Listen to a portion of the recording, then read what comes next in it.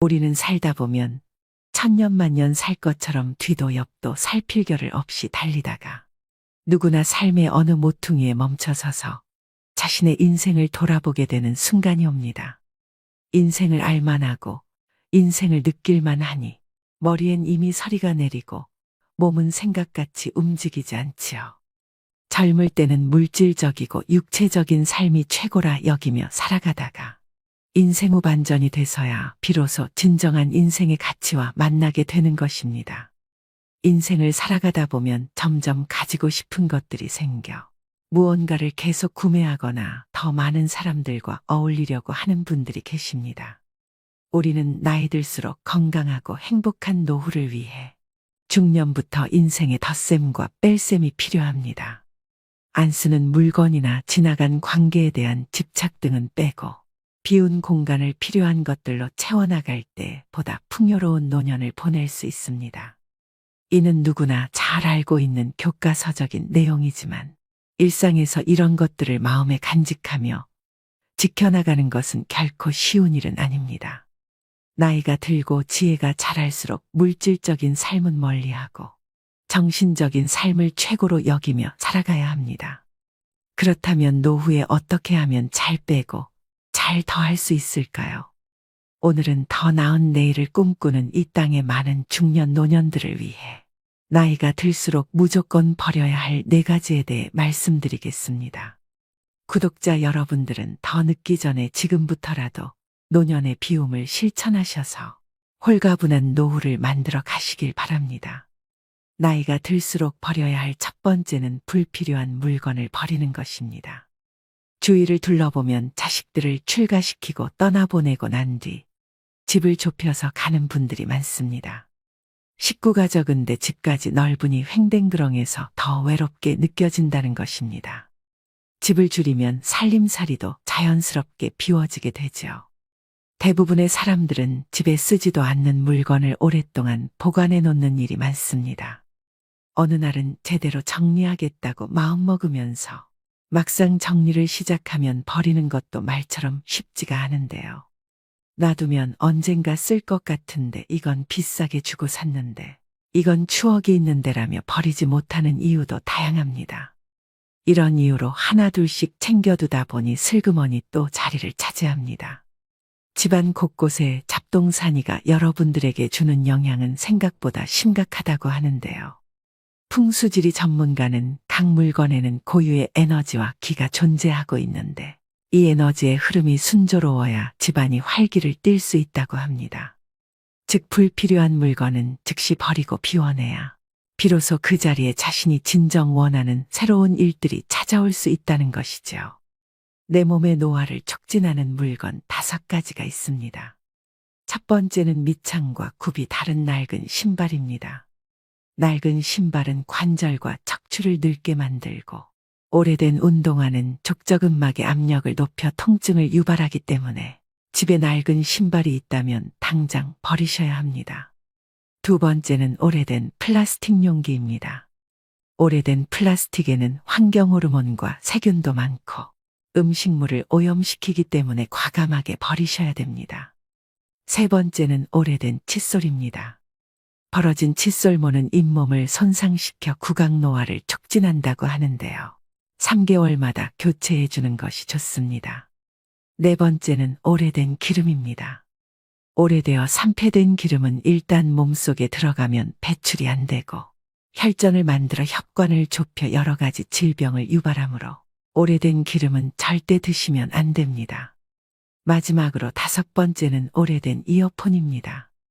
볼륨 키운 이어폰은 청력 노화를 촉진시키고 소음성 난청의 원인이 된다고 하는데요. 이어폰을 낄 때는 최대 볼륨의 50% 아래로 듣고 오래된 이어폰은 버리셔야 합니다. 빨리 늙지 않고 좀 더 건강하게 지내기 위해서라도 집안에 있는 오래된 물건은 과감하게 버리셔야 됩니다. 모든 것이 부족하던 시대에는 많은 것을 소유하는 게 미덕이었으나 요즘처럼 넘쳐나는 시대의 무절제한 풍족함은 오히려 짐이 되고 욕심이 됩니다.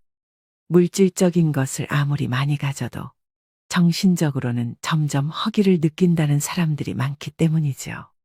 철저하게 비우는 무소유의 삶을 실천하고 가신 법정 스님은 행복의 비결은 우선 자기 자신으로부터 불필요한 것을 제거하는 일에 있다고 말씀하셨습니다. 버리고 비우는 일은 결코 소극적인 삶이 아니라 지혜로운 삶의 선택입니다.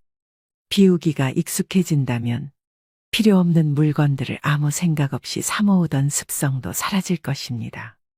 그리고 노후에는 소유보다는 이런저런 경험에 더 많은 시간을 들이셔야 됩니다. 물질적으로 더할 나위 없이 풍요롭지만 정신적 공허함은 그 어느 세대보다도 깊은 중년 노년들에게 물건 버리기는 간결하고 자유로운 삶을 위해 반드시 실천해야 할 생존 전략입니다. 더불어 나이가 들수록 더 단촐하게 더 가볍고 명료하게 살기 위해서는 늘 자신의 것을 비우고 살아야 하는지도 모릅니다. 나이가 들수록 버려야 할 두 번째는 앉아있는 시간을 줄이셔야 됩니다. 여러분은 하루에 얼마나 오랜 시간 앉아서 생활하시나요? 나이가 들수록 덜 앉고 더 많이 움직이셔야 되는 것은 모두가 알고 계실 텐데요. 60세가 넘어 하루 10시간 넘게 앉아 있으면 치매에 걸릴 확률이 높아진다고 합니다. 치매가 아니더라도 장시간 앉아 있는 사람은 하루 종일 몸을 움직이는 사람보다 당뇨병이나 심장마비 위험이 높고 하체 비만 등이 발병하는 위험이 증가한다는 연구가 있는데요. 자식들이 출가하고 나가게 되면 억지로라도 움직였던 몸은 그냥 앉아서 TV를 보는 시간의 하루 일과 중 대부분을 차지할 것입니다.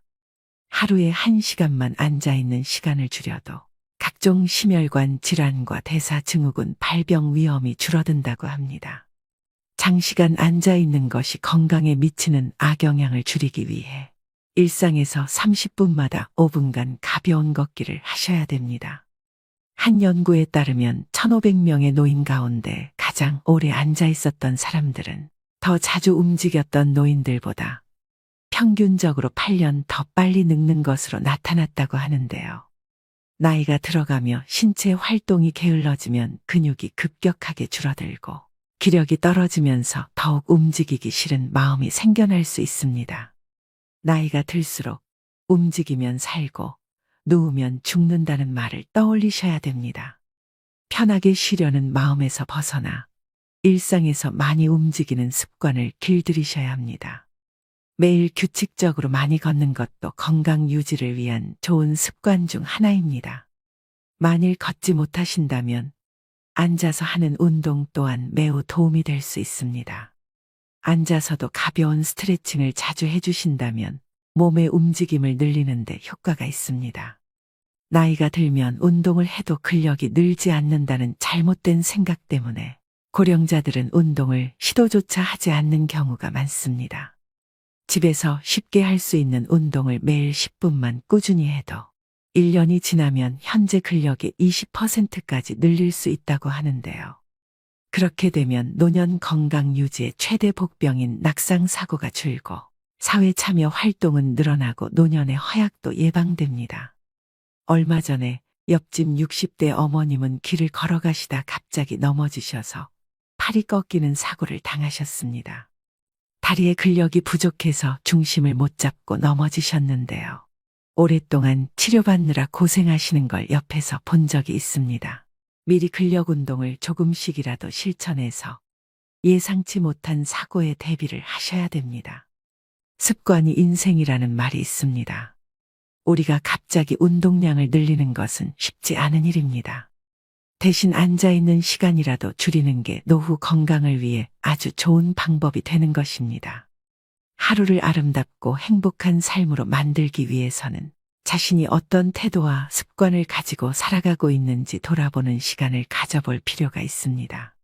앞으로 어떤 습관을 길들여 어떤 태도로 지낼 것인가 하는 계획을 세우고 실천하는 것이 바로 자신의 가치 있는 노후를 위한 중요한 지혜이기 때문입니다.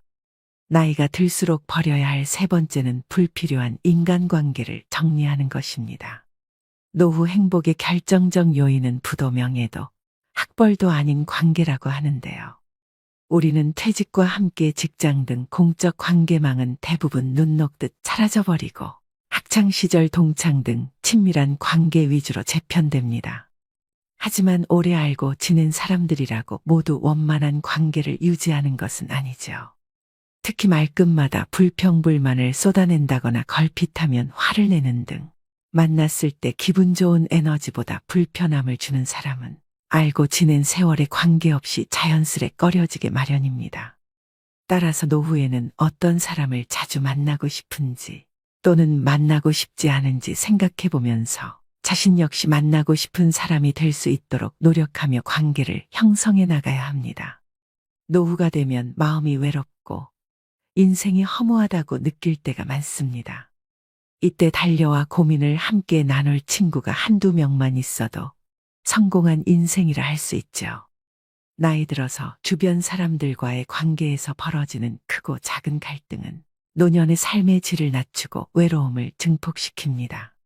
맞지 않는 사람과의 인연의 끈을 놓지 못하고 만남을 유지하면서 스트레스를 받는 사람들을 주변에서 흔히 볼 수 있습니다. 특히 살아온 세월 속에 쌓인 갈등이 폭발하면서 관계가 망가질 때도 많습니다. 배우자 및 자녀와의 갈등이나 오래 알고 지낸 친구와의 불협화음 등이 이 경우에 해당하죠. 불필요한 인간관계는 늙음을 의식하기 시작하는 50대부터 하나씩 내려놓으면 편해진다고 합니다.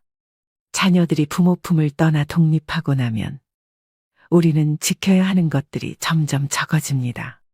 그러면 자연스럽게 이제껏 무리해서 만나야만 했던 사람들도 줄어들게 됩니다.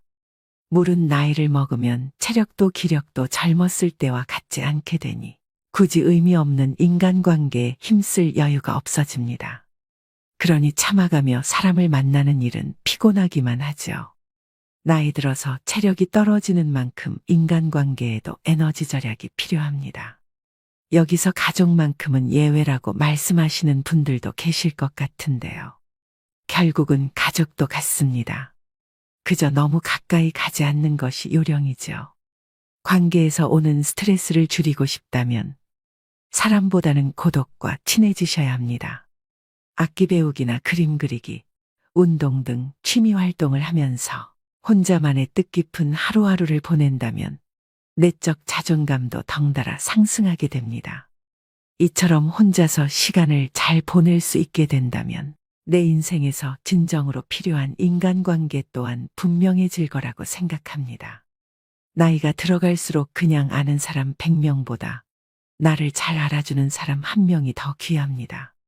그대로의 나를 받아들이는 소수의 사람과 편안하게 만나면서 평온한 노후를 보내셔야 됩니다. 은퇴 후 인간관계라는 한 연구에 따르면 배우자와 함께하는 시간을 줄이고 싶다고 대답한 은퇴자가 늘리고 싶다고 한 은퇴자보다 6배나 많았다고 하는데요. 이 같은 문제들을 비추어 볼 때 은퇴 후에도 원만한 대인관계를 유지하려면 삐걱대는 관계를 정비하는 것도 중요합니다. 가족 또는 가까운 지인 간 어긋난 부분을 개선하고 줄어든 인맥을 새롭게 채워나가야 사람 냄새 풍기는 노후 생활을 즐길 수 있습니다. 행복하고 건강한 노년을 만드는 것은 사람들과의 질적인 관계에 달려 있습니다. 놀라운 것은 나에게 이로운 관계가 행복뿐 아니라 노후의 신체적 건강까지 영향을 준다는 사실이죠. 누군가는 이렇게 말합니다. 인생은 나를 알아주는 한두 사람 붙잡고 사는 거라고 하더군요. 나이 들어서도 너무 관계에 연연하다 보면 자신에게 소홀해지곤 합니다. 그럴 때일수록 잠시 멈춰서 자기 자신을 챙겨보시면 좋겠습니다. 마지막으로 나이가 들수록 버려야 할 4번째는 식사량을 줄이는 것입니다. 아무리 몸에 좋은 것도 지나치면 병이 됩니다. 먹을 것이 부족했던 과거와 달리 요즘은 먹을거리가 넘쳐나 영양 과잉 섭취로 인한 고혈압, 당뇨 그리고 높은 콜레스테롤 등의 만성질환 환자가 빠르게 늘어나고 있다고 하는데요. 특히 중년 이후엔 여러 호르몬 분비와 기초대사량이 감소하기 때문에 운동하지 않고 과식이나 폭식을 반복적으로 하게 되면 내장 지방이 쌓여 복무비만이 됩니다. 나이가 들어서 몸에 좋다고 무턱대고 먹다 보면 오히려 영양 과잉 상태를 초래해서 질병으로 발전할 수 있다는 사실을 아시나요? 실제로 소식하는 습관은 노화를 늦추고 노화와 관련된 질병 위험이 낮아집니다. 소식을 하면 뇌세포의 활동이 활발해질 뿐 아니라 체중이 5%만 줄어도 허리와 무릎에서 느끼는 부담과 통증도 사라지고 목과 어깨도 가벼워집니다. 또한 몸에서 독소가 빠져나와 혈액순환도 좋아지죠. 살이 빠지면서 얼굴 라인도 살아나고 고민했던 뱃살도 쑥 들어가서 몸매가 청춘 시절로 되돌아갈 수 있습니다. 인류 역사 내내 배불리 먹는 것이 인류의 수건이었지만 이제는 영양과잉 상태에서 벗어나야 합니다. 그래야 사는 동안 몸을 가볍고 건강하게 살 수 있습니다. 우리는 나이 들수록 첫 번째 목적으로 지켜야 할 것은 무조건 건강입니다. 그러니 급격하게 빼려고 하지 말고 식습관과 생활 습관을 바로 잡는 것이 중요합니다. 그렇게 되면 살은 자연스레 슬슬 빠지게 될 것입니다. 나이가 들수록 과식보다는 적당한 배고픔을 즐기셔야 됩니다. 중년 이후에는 부족한 것을 더 먹는 것도 중요하지만 건강을 위협하는 나이살이 찌지 않도록 먹는 것을 줄여야 하는데요. 소식 습관을 유지하는 데 도움이 되는 방법 3가지를 알려드리겠습니다. 첫 번째는 식사 시간을 적어도 20분 이상으로 유지하시고 음식도 많이 오래 씹으셔야 합니다. 두 번째는 수분 섭취가 중요합니다. 물이 부족할 경우 갈증을 배고픔으로 착각하여 과식하게 될 수도 있습니다. 세 번째는 그릇과 수저의 크기를 줄이는 것입니다. 처음부터 밥을 반 덜어놓고 먹고 작은 그릇을 이용하여 음식을 담습니다. 이처럼 나이가 들수록 먹는 것을 줄이는 것은 건강의 첫걸음입니다. 건강은 지나치게 강조해도 해가 되지 않습니다. 계속해서 말씀드리지만 인생을 살아가는 데 있어 중요한 것은 첫째도 둘째도 건강입니다. 젊었을 땐 하나라도 더 가지려고 몸 상하는 줄 모르고 살았지만 이제는 건강을 우선으로 챙기셔야 한다는 걸 항상 생각하셔야 합니다. 오늘의 영상 어떠셨나요? 우리는 나이가 들어가며 행복한 삶을 누리는 조건으로 건강한 몸과 함께하는 배우자, 하고픈 일들, 여유로운 자금, 그리고 남은 생을 동반할 친구 등을 흔히 떠올립니다. 하지만 누구나 그렇듯 생각한 대로 인생은 흘러가지 않습니다. 갑자기 건강에 이상이 생길 수도 있고 배우자, 친구와의 갈등이 깊어질 수도 있습니다. 일이 잘 풀려나가는 좋은 시간이나 일들이 꼬이며 어려움을 겪는 힘든 시간도 결국은 지나갑니다. 좋을 때나 어려울 때나 범사에 감사하며 이 또한 지나가리라를 마음에 간직하고 살아가는 것도 아름다운 삶의 지혜이죠. 흐르는 물을 되돌릴 수 없는 것과 마찬가지로 우리 인생도 결코 되돌릴 수 없습니다. 아름다운 삶을 위한 생활 수칙은 개인에 따라 다를 수 있지만 그 지침을 정해놓고 실행하는 것은 자신의 마음가짐에 달려 있습니다. 일상에서 외롭다는 마음과 불안감을 떨쳐내고 소소한 즐거움에도 웃음 지으며 지내는 작은 실천들이 행복을 맞이하는 지름길이기 때문입니다. 그러자면 비움의 실천이 중요하겠죠. 나이가 들수록 인생을 일찍 깨달았더라면 좀 더 성숙한 삶을 살았을 텐데라고 후회하는 날들도 있습니다. 아쉽고 안타깝지만 남은 세월이 있기에 채움보다 비움으로써 마음의 안정과 풍요로움을 얻으셔야 됩니다. 더불어 인생의 후반전을 맞이한 우리는 살아있음으로 얼마나 행복한가를 더욱 더 가슴 깊이 느끼며 살아가야 합니다.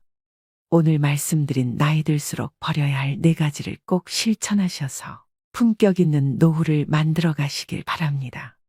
술자리 모임에 가보면 덕담과 함께 건배사를 자주 듣게 되는데 옛 직장 상사가 했던 건배사가 아직도 잊히지 않습니다. 많이 채우면서 살았는데 이제는 비우면서 삽시다. 비우는 게 채우는 겁니다. 술잔은 들고 빈 잔은 내리고. 마지막으로 한용운 시인의 노인예찬을 들려드리면서 오늘의 영상 마무리하겠습니다. 여보게 저녁놀 붉게 으스러지는데 늙은 몸에 무슨 짐을 그리도 무겁게 지고 가는가. 인생길은 다시는 되돌아올 수 없는 일방통행로. 가다가 컬컬하면 허름한 주막에 들러 막걸리로 목도 축이고 얼큰해지면 주모와 한바탕 농도 걸어보고 그까짓 것. 그럴싸한 존재의 이유도 없이 이 풍진 세상에 태어난 것을 요만큼 살다가 가는 것도 다행 아닌가. 빈손으로 왔다가 빈손으로 가는 인생. 따져보면 그리 믿질 것도 없지 않은가. 오늘도 노후의 지혜와 함께 해주셔서 감사드립니다. 황금빛으로 무르익어가는 여러분의 지혜로운 인생을 언제나 응원합니다. 노후를 대비하고 사회 참여를 지속하기 위해 또 건강한 신체와 정신을 위해서는 은퇴 후에도 재취업이 반드시 필요한데요. 영상을 클릭하신 분들 중엔 나이 먹고 무슨 자격증에 재취업이야 라고 생각하시는 분들도 분명 계시리라고 생각합니다. 하지만 노후라고 다르지 않습니다. 대한민국이 고령화 사회로 진입하면서 퇴직 후 인생 2막의 설계가 화두로 떠오른 지는 이미 오래전입니다. 통계청의 조사 결과에 따르면 55세에서 69세 중 은퇴 후에도 계속 일하고 싶다는 사람은 72.5%에 달했습니다. 응답자들은 평균 71세까지 계속 일자리를 희망했고 희망임금으로는 월 150만 원에서 200만 원이라는 답변이 제일 많았습니다. 주변을 보면 은퇴 후 굳이 일을 안 해도 노후를 보낼 수 있을 만큼 여유가 있으신데 일을 계속 하시는 분들이 있습니다. 이처럼 은퇴 후 제2의 직업을 찾는 데에는 금전적인 이유만 있는 것은 아닙니다. 은퇴 후에는 필연적으로 자존감 하락과 공허함, 우울 등이 찾아오기 마련인데 시니어 취업은 이를 해소해주는 가장 큰 역할을 하게 되는데요. 뿐만 아니라 경제적으로도 여유가 생겨 자기를 책임질 수 있게 됩니다. 늙어서 괜히 자녀들 눈치나 보며 살 필요가 없다는 말이지요.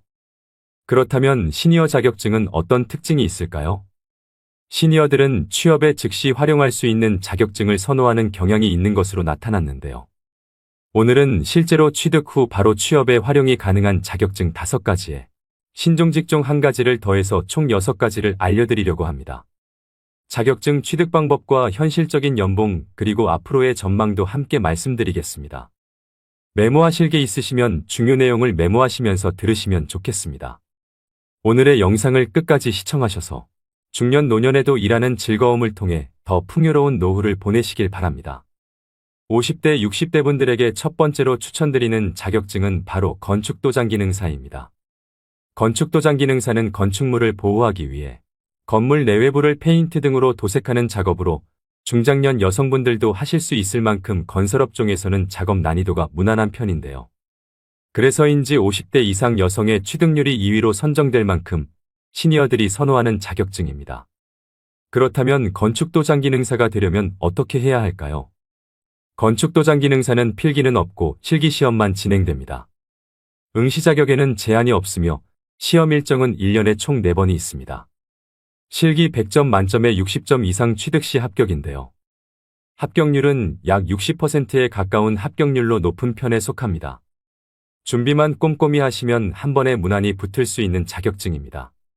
실기의 경우 실제 재료를 가지고 도장 연습을 하는 것이 무엇보다 중요한데 유튜브 등으로 독학하여 준비하시는 분들도 있습니다만 학습 여건상 학원에서 공부하시는 것이 훨씬 많은 도움을 받을 수 있습니다. 그런데 생각보다 많이 드는 비용에 헉할 때가 있습니다. 이럴 때 학원 비용의 부담을 줄일 수 있는 국민내일배움카드를 활용하셔야 합니다. 은퇴 후 새로운 인생을 준비하는 분들에게 아주 큰 도움이 되는 자격증 지원 사업입니다. 내일배움카드의 신청 방법 등 자세한 내용은 영상의 끝부분에서 종합적으로 다시 말씀드리겠습니다. 건축도장기능사 자격을 취득하면 도장공으로 취업하는 게 일반적입니다. 앞으로의 취업 전망은 우리나라의 건축물 경우에는 노후화가 심한 상태이기 때문에 수요는 오히려 점점 높아지고 있다고 하는데요. 인테리어 업체로 취업할 경우 기업과 경력, 지역에 따라 다르지만 월 200에서 300만 원 정도이고 건설 현장에서 일할 때의 일당은 보통 15만 원에서 25만 원 수준으로 알려져 있습니다. 요즘에는 예전과 달리 건축물뿐만 아니라 금속, 목재 등 도장 범위가 넓어지고 있어 전망 또한 좋은 편에 속합니다. 또 도장공의 연령이 높고 젊은이들은 직업으로서 진입을 꺼리고 있는 실정이어서 중장년 이상의 인력 수요는 서서히 증가할 전망입니다. 50대, 60대 분들에게 두 번째로 추천드리는 자격증은 바로 한식조리기능사입니다. 한식조리기능사 자격증은 매년 꾸준히 높은 응시율과 여성 시니어들의 인기를 유지하는 자격증인데요. 살림 경험을 바탕으로 요리에 자신 있으신 분들이 가장 선호하는 자격증입니다. 자격증 취득 후 일반 음식점부터 국공립 어린이집이나 병원, 학교 등의 단체급식소에서 조리사로 취업이 가능합니다. 특히 학교 급식소에서 일하면 퇴근 시간이 빠르고 방학 기간에 쉴 수 있다는 장점이 있습니다. 그렇다면 한식조리사가 되려면 어떻게 해야 할까요? 한식기능조리사 자격증은 산업인력공단에서 시행하는 시험으로 나이나 경력, 학력 등의 응시 자격에 제한이 없습니다. 자격증 취득 과정은 필기와 실기 시험으로 나눠지는데요. 필기 시험의 합격률은 45% 정도로 1시간 동안 사지선다형 60문제를 풀어야 되며 60점 이상 맞으면 합격입니다. 문제집 한 권을 사서 2주에서 3주 정도 시간을 투자해 공부하면 무리 없이 합격하는 수준이라고 합니다. 반면 실기시험 합격률은 35% 정도로 결코 난이도가 낮은 시험은 아닙니다. 실기시험은 한식 메뉴 31개 중 2개가 랜덤으로 출제되고 70분 동안 주어진 재료로 조리해야 합니다. 특히 실기시험의 경우엔 공식을 잘 따라 하셔야 되기 때문에 학원에서 수업을 들으시는 게 보다 단기간에 합격할 수 있는 방법인데요. 한식조리기능사 같은 경우도 내일 배움 카드로 실기시험에 대비한 교육비를 최대 100%까지 지원받을 수 있으니 꼭 활용해 보시면 좋겠습니다. 한식조리기능사의 연봉은 종일근무 기준 평균 3,300만 원 정도입니다. 대부분의 어린이집이나 단체급식소 같은 경우엔 종일근무가 아닌 파트타임을 선호하는 경우도 많습니다. 결과적으로 한식조리기능사는 신중년들에게 전망이 밝고 돈을 많이 벌겠다는 목적보다는 요리할 때 즐거움을 느끼고 시간을 유연하게 쓰고 싶은 분들에게 추천하는 자격증입니다. 50대, 60대 분들에게 세 번째로 추천드리는 자격증은 바로 떡제조기능사입니다. 저도 이번 영상을 준비하면서 처음 접하게 된 자격증인데요. 여러분들도 아마 조금은 생소하실 거라고 생각됩니다. 하지만 떡제조기능사는 블루오션에 해당하는 자격증 중에 하나라고 합니다. 최근 건강식인 떡을 비롯해 약과 한과 등 다양한 전통 간식들이 다시금 떠오르고 있는데요. 떡이 줄어든 쌀 소비량을 끌어올리고 있을 만큼 전통 디저트를 찾는 소비자 수는 꾸준히 증가하고 있는 추세입니다. 그렇다면 떡 제조기능사가 되려면 어떻게 해야 할까요? 떡 제조기능사는 한국산업인력공단 주관으로 진행되는 시험으로 시험 일정은 1년에 4회입니다. 필기시험은 사지선다형으로 총 60문항을 60분 동안 풀어야 합니다. 한식조리기능사와 건축도장기능사와 마찬가지로 100점 만점에 60점 이상이면 통과됩니다. 필기시험 합격률은 75% 정도로 높은 편에 속하지만 현재 연도가 거듭될수록 합격률이 조금씩 낮아지는 걸로 봤을 때 그만큼 난이도가 조금씩 올라가고 있는 추세입니다. 필기의 경우 독학으로 공부하셔도 크게 어려움 없이 합격이 가능합니다. 실기 과목은 떡제조 작업형으로 2시간 동안 시험이 진행되며 맵쌀떡과 찹쌀떡 중 한 종류만 출제가 되는데요. 실기 역시 100점 만점에 60점 이상이면 합격입니다. 실기시험 합격률은 약 50%로 필기보다 다소 낮은 것을 확인할 수 있는데요. 실기를 좀 더 꼼꼼히 준비하셔서 시험장에 들어가야 할 필요성이 있겠습니다.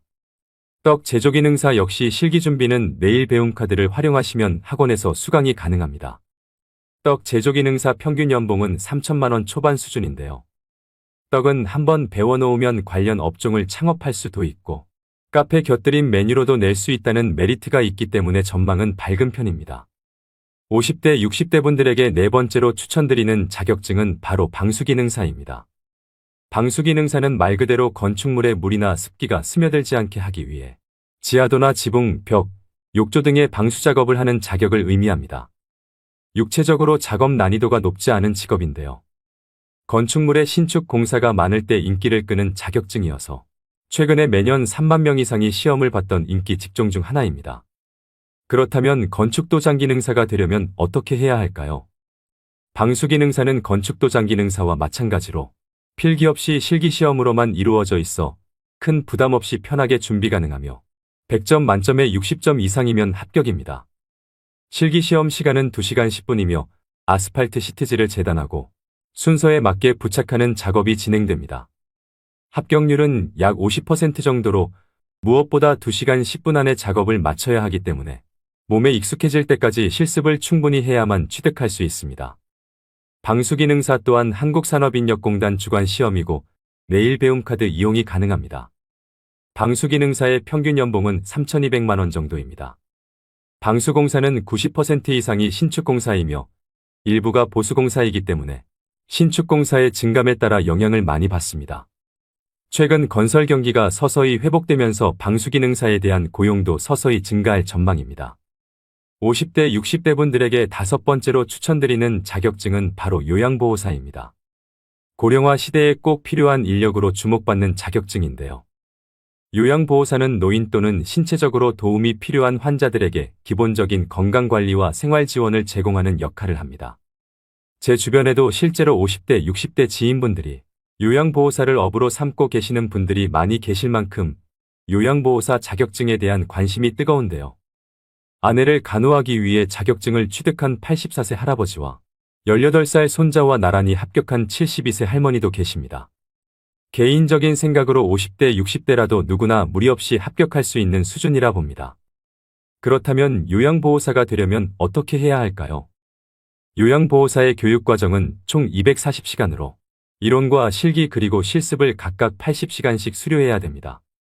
필기시험과 실기시험 각각 만점의 60% 이상 득점 시 합격할 수 있습니다. 하지만 2024년부터는 이론 240시간, 실기 80시간으로 기존 교육이수 시간에서 80시간이 더 늘어날 예정입니다. 자격증을 취득한 요양보호사는 흔히 양로원이라 말하는 시설이나 주야간 보호센터에서 일할 수 있게 되는데요.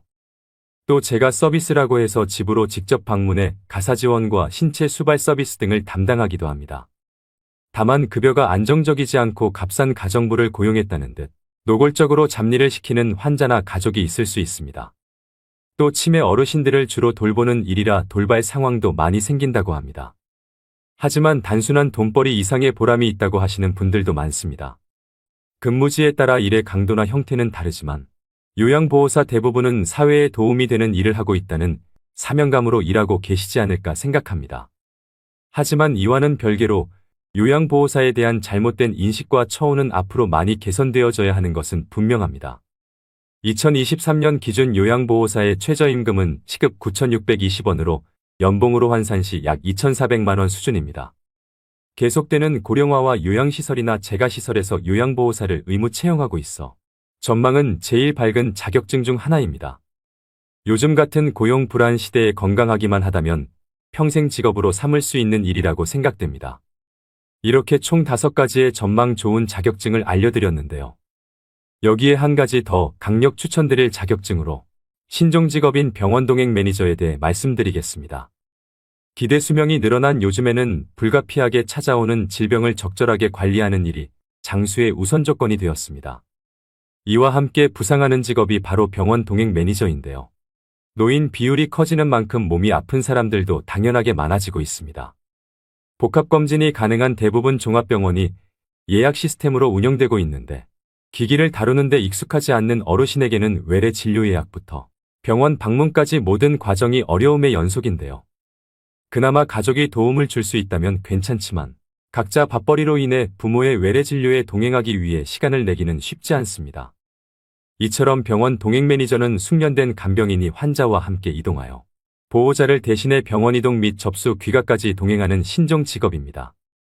병원 동행 매니저는 인생이막의 유망 직종으로 전망이 아주 밝습니다. 서울시의 경우 2022년 기준으로 1만 명의 병원 동행 매니저가 활동하고 있으며 2025년까지 2만 명의 병원 동행 매니저를 양성할 계획이라고 밝혔는데요. 노인 인구가 빠르게 증가하면서 시니어 1인 가구는 더욱 늘어날 것이기 때문에 병원 동행 매니저의 수요는 앞으로 더욱 증가할 것으로 예상되고 장년 노년분들이 하기에 괜찮은 직업으로 생각이 됩니다. 그렇다면 병원 동행 매니저가 되려면 어떻게 해야 할까요? 병원 동행 매니저로 활동하기 위해서는 간호사, 간호조무사나 요양보호사, 사회복지사 자격 중 한 가지 이상의 자격증을 소유하고 있어야 합니다. 소지하고 계신 자격증이 없으시다면 사회복지사 2급 취득으로 접근하시는 게 가장 수월한 방법인데요. 사회복지사 2급은 필기시험 없이 온라인 수업 이수 후 실습을 하면 취득할 수 있습니다. 한국산업인력공단이나 한국사회복지사협회 홈페이지에서 접수를 진행할 수 있습니다. 가장 궁금해하실 급여 조건은 지역이나 업무 시간에 따라 다르겠지만 월 최대 240만 원 수입을 낼 수 있습니다. 평균 시급은 2만 원 수준으로 모든 서비스는 기본 2시간 이상 제공되기 때문에 한 번 병원 동행 시 최소 4만 원을 받을 수 있습니다. 근무 시간을 여유롭게 사용할 수 있고 업무 강도도 무난한 편에 속하기 때문에 하루빨리 자격증을 취득하셔서 제2의 직업으로 삼아보시면 어떨까요? 그렇다면 말씀드린 5가지의 기능사 자격시험은 어디에서 신청할까요? 한국산업인력공단 사이트인 큐넷 사이트에 접속하셔서 원서 접수를 진행하셔야 합니다. 설명드린 자격증마다 말씀드렸다시피 국민배움 체험카드를 100% 활용하셔서 취득하셔야 비용을 최대한 아낄 수 있습니다. 신청 방법은 가까운 고용센터를 방문하시거나 HRD.net 홈페이지를 통해 신청이 가능한데요. 지원 금액은 300만 원이 기본이고 최대 500만 원까지 지원받을 수 있습니다. 지원 범위 내에서 전체 훈련비의 45에서 85%가 국비 지원이 됩니다. 아무래도 어르신들은 컴퓨터로 신청하는 것은 어려움이 있을 수 있기 때문에 언급해드린 자격증 취득에 의사가 있으신 분들이라면 자녀에게 도움을 요청하시거나 그마저도 어렵다면 고용센터에 방문해서 자세한 상담을 받아보시는 것이 좋겠습니다. 오늘의 영상 어떠셨나요? 영상을 보시고 이렇게 말씀하시는 분들도 계실 겁니다. 일이야 계속 하고 싶지요. 하지만 나이 든 사람을 누가 써준답니까? 라고 하시며 일자리를 구할 생각조차 하지 않는 분들도 많을 거라고 생각합니다. 자격증을 취득해도 나이 때문에 일자리를 구하기 힘든 현실이라고도 말씀하십니다. 저는 이 의견이 맞는 말인 것 같기도 하지만 또 틀린 말이기도 한 것 같은데요. 일자리를 구하지 못하는 것은 나이 때문만이 아닙니다. 쉬운 일만 찾거나 이미 지나버린 자신의 전성기만 생각하고 눈높이를 낮춰 일자리를 구하지 않기 때문인 경우가 더 많습니다. 하늘은 스스로 돕는 자를 돕는다고 했습니다. 노후에도 일을 계속하겠다는 의지가 있으시다면 스스로 변하고 일자리를 얻기 위해 노력하셔야 합니다. 내가 과거에 무엇을 했느냐가 아니라 현재 내가 어떤 상황에 있고 앞으로 어떻게 살아갈 것인가를 정확히 인식하는 것이 중요합니다. 노후의 일자리를 위해 명심해야 할 것이 있습니다. 용기 있는 자가 일자리를 얻는다. 두드려라. 그러면 열릴 것이다. 마지막으로 구독자 여러분들이 이미 취득하셨거나 공부 중이신 자격증, 그리고 제2의 직업으로 삼고 계신 일이 있으시면 댓글로 공유해 주시면 감사하겠습니다. 또 궁금하신 질문을 댓글로 남겨주시면 성심성의껏 답변 드리도록 하겠습니다. 오늘도 노후의 지혜와 함께 해주셔서 감사드립니다. 황금빛으로 무르익어가는 여러분의 지혜로운 인생을 언제나 응원합니다. 흥미로운 주제에 대해 다뤄볼까 하는데요. 성생활을 젊은이들의 전유물로 생각하는 시대는 지났습니다.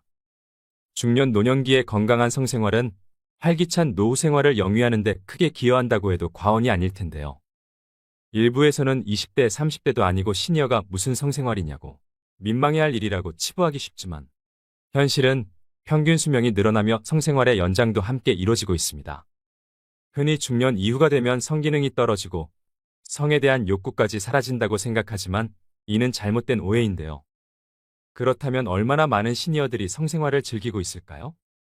결론부터 말하자면 60세 이상 노인 10명 중 7명 이상이 해당되며 대한임상노인의학회가 발표한 바에 따르면 60에서 64세는 84.6%, 65에서 79세는 65%가 현재 성생활을 하고 있다는 조사 결과가 나왔고 특히 80대의 36.8%도 성생활을 하고 있다고 응답했습니다.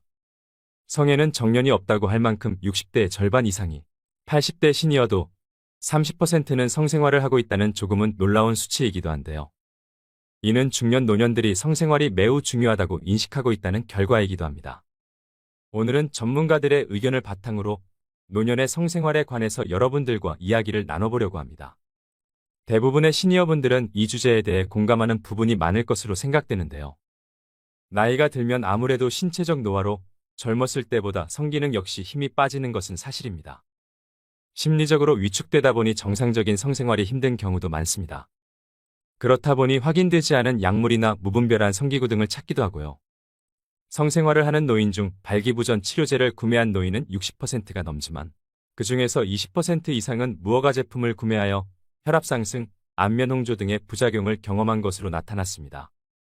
젊어서는 콜라텍에서 밤새 놀아도 다음날 멀쩡하게 일어나서 출근도 하고 100m도 전력 질주할 수 있었지만 나이가 들면 마음처럼 체력이 따라주질 않는데요. 노후의 성생활도 마찬가지입니다. 건강한 성생활을 위해서는 가장 먼저 우리 몸의 변화를 인식해야 됩니다. 일반적으로 50대 이후에는 그 시기에는 차이가 있지만 남녀 모두 갱년기를 겪으면서 노화가 시작됩니다. 이때 성적 위축이나 자신감이 결여되기 쉬운데 이를 인정하고 적극적으로 받아들이는 자세가 첫 번째로 필요합니다.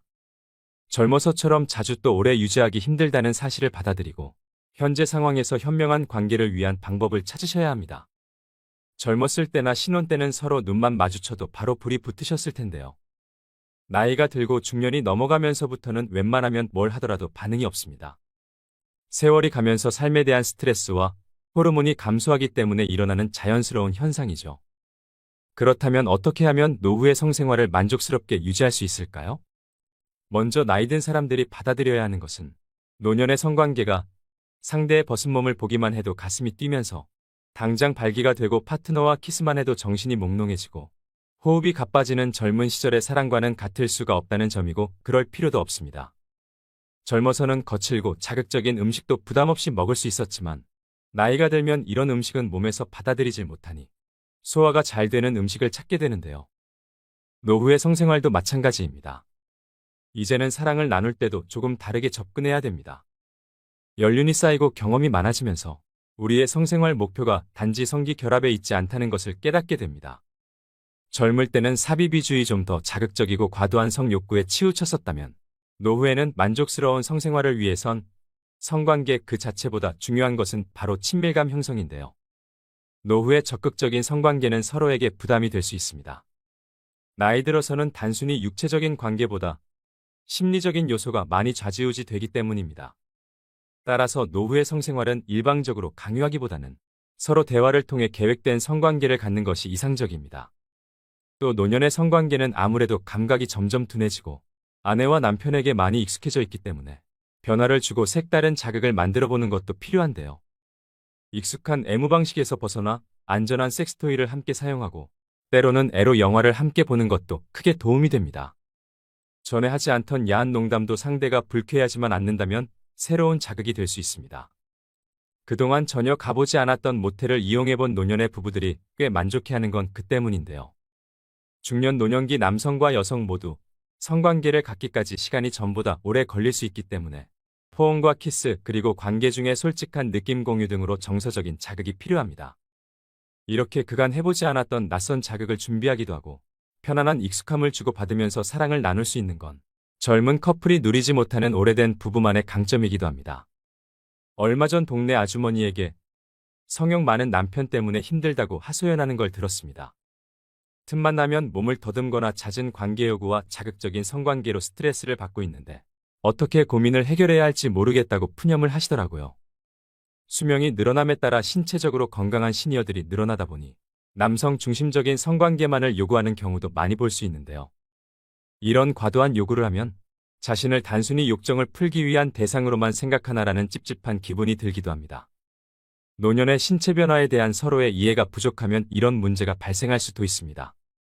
이 문제를 해결하기 위해서는 먼저 남편들은 아내의 몸에 대한 이해가 필요하다고 생각됩니다. 여성은 갱년기가 되면 폐경을 경험하면서 여성 호르몬인 에스트로겐과 프로게스테론이 저하되게 되는데요. 이런 신체 변화를 단기간에 경험하기 때문에 갱년기 이후의 신체적, 정신적으로 큰 혼란을 겪게 됩니다. 특히 여성 호르몬의 결핍으로 인한 질건조감과 성교통, 반복적인 지렴 등의 신체적인 변화는 부부관계를 기피하게 하고 성욕 저하를 유발하는 원인이 되기도 합니다. 또 폐경 이후 여성의 몸에 대한 오해 중 하나는 폐경이 되면 여성의 성기능이 끝났다고 생각하는 것인데요. 이것은 잘못된 생각이고 폐경 이후에도 개인차는 있겠지만 주변에서만 봐도 활발하게 부부간의 성생활을 즐기시는 분들이 많습니다. 그렇기 때문에 남편분들은 무조건적인 요구보다는 호르몬의 변화로 달라진 아내의 성적 흥분을 어떻게 불러일으킬 수 있을지 고민하는 것이 우선이 되어야 합니다. 마찬가지로 아내도 남편을 이해할 필요가 있는데요. 여성들은 남편이 젊어서처럼 발기가 잘 이루어지지 않으니 성욕도 없을 거라고 생각하는 경향이 있습니다. 하지만 남성은 여성과 달리 고령이라 할지라도 생식 능력이 완전히 없어지지 않습니다. 남자는 숟가락 들 힘만 있으면 가능하다는 말도 있지요. 남성 노인의 약 70%가 정상 성인과 비슷한 수치의 성욕 호르몬인 테스토스테론을 갖고 있다는 연구 결과가 있을 만큼 이는 시니어 남성들 역시 젊은이들과 비슷한 성욕을 가지고 있으며 성생활을 얼마든지 즐길 수 있다는 것을 반증하는 결과이기도 합니다. 그렇기 때문에 남편의 욕구를 늙어서 주책이라고 생각하고 무시한다면 남편은 남성으로서의 존재감이 부정당하는 느낌이라 자신감을 잃고 우울감에 빠지게 될 텐데요. 이처럼 서로의 신체 변화를 이해하고 배려할 때 더 만족스러운 성생활을 유지할 수 있게 됩니다. 그렇다면 노년의 성생활이 건강에 좋은 이유는 무엇일까요? 첫 번째로 성관계는 뇌기능을 향상시켜 줌으로써 치매 예방에 효과적입니다. 60세 이상 7,000명을 대상으로 조사한 결과 성생활을 정기적으로 하는 사람은 단어 회상 능력 등 뇌기능이 최대 23%까지 향상된 것으로 나타났는데요. 뇌기능 향상은 치매 예방뿐 아니라 노화와 건망증 진행을 억제합니다. 두 번째는 심혈관 질환을 예방합니다. 성생활은 세포 내 산소량을 늘려 혈관을 건강하게 유지되도록 합니다. 세 번째는 노후의 우울감이 개선됩니다. 나이가 들면 은퇴나 자녀의 결혼 등의 변화로 우울하기 쉽습니다. 규칙적인 성생활은 뇌에 엔돌핀을 분비해 정서적 안정감을 얻을 수 있어서 우울감 개선에 큰 도움이 됩니다. 네 번째는 전립선 질환을 예방합니다. 남성의 경우 성생활을 하면 테스토스테론 분비가 활발해지면서 고환과 음경 위축을 방지하는데요. 또 테스토스테론은 약해진 뼈와 근육 건강을 유지하는 데도 좋습니다. 다섯 번째는 골다공증 예방입니다. 여성의 경우 늘어난 에스트로겐 분비량으로 인해 골다공증이 예방되고 질의 세균 감염을 막아 여성 질환에 걸릴 가능성이 낮아집니다. 여섯 번째는 피부 건강이 유지됩니다.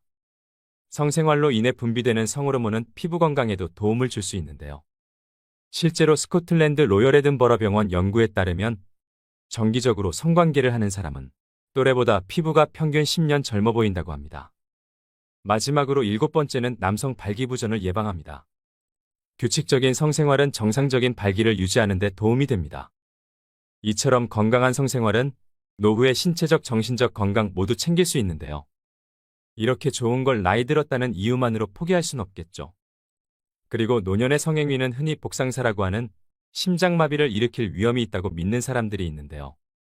연구에 의하면 성생활로 인한 복상사의 위험이 가장 높은 사람은 심장병 환자가 아니라 익숙하지 않은 환경에서 자신보다 더 젊은 여성과 혼의 정사를 갖는 남성들이라고 합니다.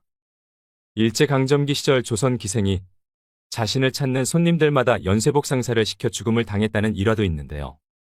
한마디로 주체할 수 없는 흥분 때문에 발생할 수 있는 일인데 오래된 부부나 연인 사이에 웬만해선 이런 자극은 일어날 일이 없다고 생각합니다. 성에 대한 욕구는 젊었을 때와 다름없지만 나이가 들수록 이를 꾸준히 유지하는 데 어려움이 있는 것은 부정할 수 없는데요. 그렇다면 노후의 성생활을 가로막는 가장 큰 문제는 어떤 것일까요? 남성의 경우에는 활발한 성생활에 대한 욕구가 있지만 이를 해결하지 못해 고민하는 시니어 남성들이 있습니다. 원활한 성생활을 할 수 없는 이유로 꼽는 것이 발기부전인데요.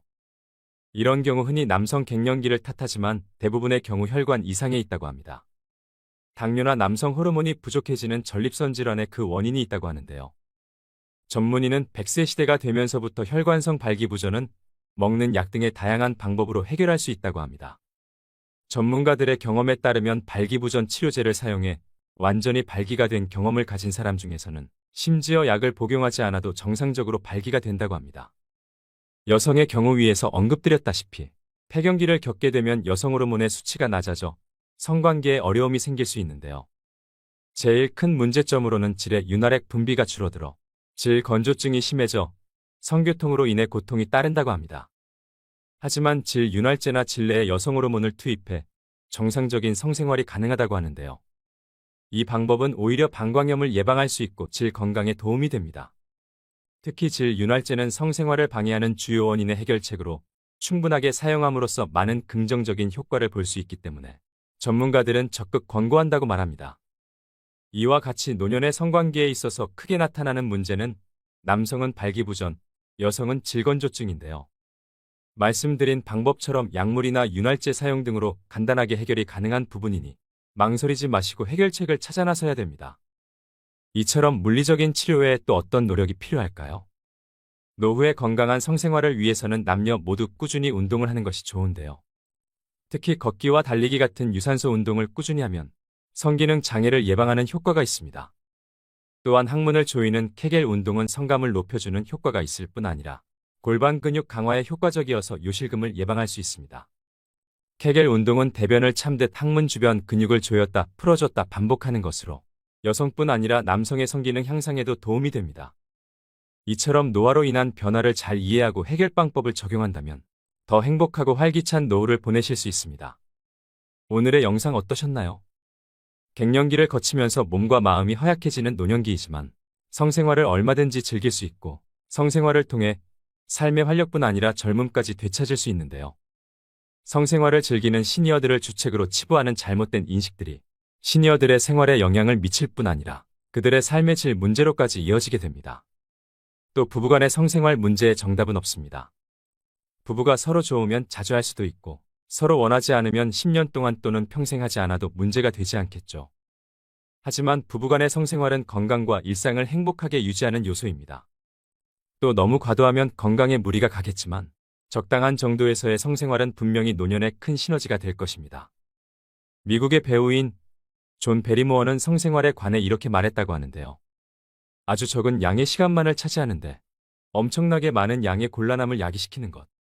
그만큼 만족스러운 성생활을 위해서는 서로의 노력과 배려가 필요하다는 의미이겠지요.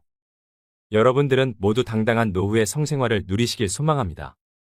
오늘도 노후의 지혜와 함께 해주셔서 감사드립니다. 황금빛으로 무르익어가는 여러분의 지혜로운 인생을 언제나 응원합니다.